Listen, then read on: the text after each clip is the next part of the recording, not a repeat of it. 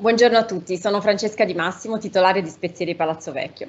Questa è la prima di 4 pillole video sul tema di fitoterapia e nutrizione per il benessere specifico dell'apparato digerente. In questo video intervistiamo il dottor Antonio Molinaro, biologo nutrizionista, perché riteniamo che qualsiasi approccio che sfrutti le proprietà terapeutiche delle piante medicinali per gli squilibri del nostro organismo non possa comunque mai prescindere da un aspetto nutrizionale, quindi da ciò che immettiamo quotidianamente nel nostro organismo.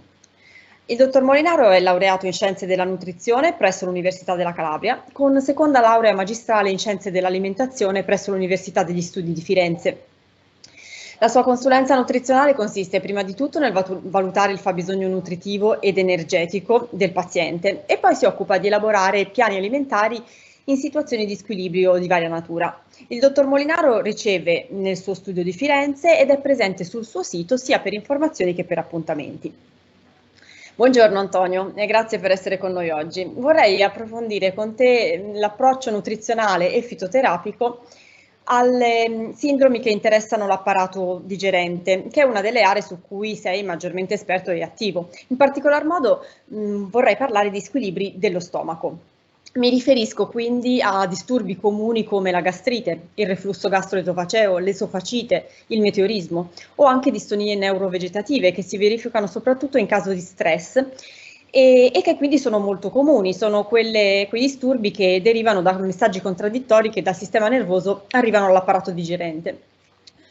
Ora, secondo te cosa deve tenere in considerazione un corretto approccio nutrizionale per indirizzare il riequilibrio della funzione digestiva, principalmente a scopo preventivo, e cioè per prevenire le sindromi di cui abbiamo parlato? Ciao Francesca. Allora sì, purtroppo io direi che inizierei dicendo che i disturbi gastrointestinali sono un po', diciamo, come l'influenza, difficili non provarli almeno una volta nella vita. E possono essere di varia natura e intensità, digestione lenta, diarrea, meteorismo, giusto per fare qualche esempio. Oggi purtroppo i ritmi frenetici della vita quotidiana ci hanno fatto un po' perdere l'abitudine di sederci a tavola, il tempo necessario per goderci un pasto bilanciato in tutte le sue componenti, facendoci preferire sempre di più i cibi morti e fuggi, spesso privi di ogni elemento nutritivo e difficili da digerire a pranzo, spostando all'ora di cena il consumo di pietanze più corpose. Questo stile di vita, purtroppo, sottopone lo stomaco a un carico eccessivo, determinando una digestione molto più lenta e laboriosa che porta con sé sonnolenza, gonfiore e un senso di pesantezza. Infatti, modificare la dieta consumando maggiormente alimenti che aiutano a depurare l'organismo è sicuramente un buon alleato per tenere sotto controllo i sintomi dei disturbi gastrointestinali. Infatti, quando si hanno problemi di digestione lenta, è comunque sempre preferibile consumare alimenti che siano più digeribili rispetto ad altri, così da non sovraccaricare la funzionalità di stomaco e intestino. Alcuni di questi sono per esempio il miele, il tè, il pesce poco grasso, la pasta poco condita, il riso, frutta e le verdure varie. Inoltre, ci sono cibi che per le loro caratteristiche hanno un'azione digestivo stimolante. Tra questi troviamo il finocchio, lo zenzero, la curcuma, l'aloe, alcuni tipi di frutti come il mango, il kiwi, l'ananas e la papaya. Ma Antonio, se nonostante le cautele che hai descritto per l'alimentazione, poi alla fine di ogni pasto si avvertono ancora disturbi digestivi, che cosa si può fare? Beh, in questo caso è consigliabile l'assunzione di principi attivi fitoterapici che vadano ad aiutare l'apparato digerente e a svolgere al meglio il suo lavoro di digestione e assorbimento degli elementi nutrizionali.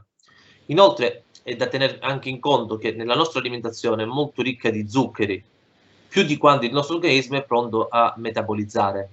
E quindi è molto importante aiutarlo con dei principi attivi che tengono in equilibrio il livello della glicemia. Io sto parlando ad esempio di estratti di ananas, papaya, anice, finocchio, il cumino, la garcinia, la galega, che in forma di estratto secco titolato possono garantire un'azione documentata da studi scientifici in vitro o in alcuni casi anche studi clinici. Francesca, credo sia opportuno descrivere l'azione di questi principi attivi contenuti negli integratori alimentari come il Digertutto e il Metoblock. Sì, bene, grazie. Così infatti gli estratti vegetali di ananas e papaya sono contenuti proprio, ad esempio, nel Digertutto. Questi due estratti vegetali contengono gli enzimi proteolitici come la bromelina e la papaina. Cosa fanno questi enzimi? Scindono le proteine e accelerano la digestione, evitando così disturbi come il gonfiore addominale, il meteorismo e la costipazione. La bromelina inoltre evita l'accumulo di insulina nel sangue e quindi la conversione di zuccheri in grassi, come dicevi prima tu. Per l'anice, ad esempio, l'OMS, quindi l'Organizzazione Mondiale della Sanità, riporta che studi clinici hanno dimostrato che aiuta nell'espulsione dei gas dall'apparato intestinale, mentre il finocchio è dimostrato che ha attività antispastica e che favorisce anche lui l'eliminazione dei gas. La garcinia invece è utile nel metabolismo dei lipidi perché ne diminuisce il deposito nel tessuto adiposo e regola l'appetito. Queste azioni sono dovute alla presenza di un acido organico, l'acido idrossicitrico, che inibisce la produzione da parte del fegato dell'enzima responsabile della trasformazione dai carboidrati e delle proteine in grassi. E la galega invece possiede moltissime proprietà, è ipoglicemizzante e diminuisce anche l'acidosi dell'organismo e quindi è molto utile nella prevenzione. Tutti questi principi attivi sono contenuti, come dicevi tu, nel Digertutto e nel Meteoblock. In particolare il Digertutto aiuta anche ed è molto utile nei casi in cui si desidera, si ha bisogno di un aiuto per digerire del cibo in eccesso che si mangia, perché appunto, come dicevi, la cosa migliore è avere delle regole per una buona alimentazione, ma alle volte non siamo in grado e non siamo capaci di farlo.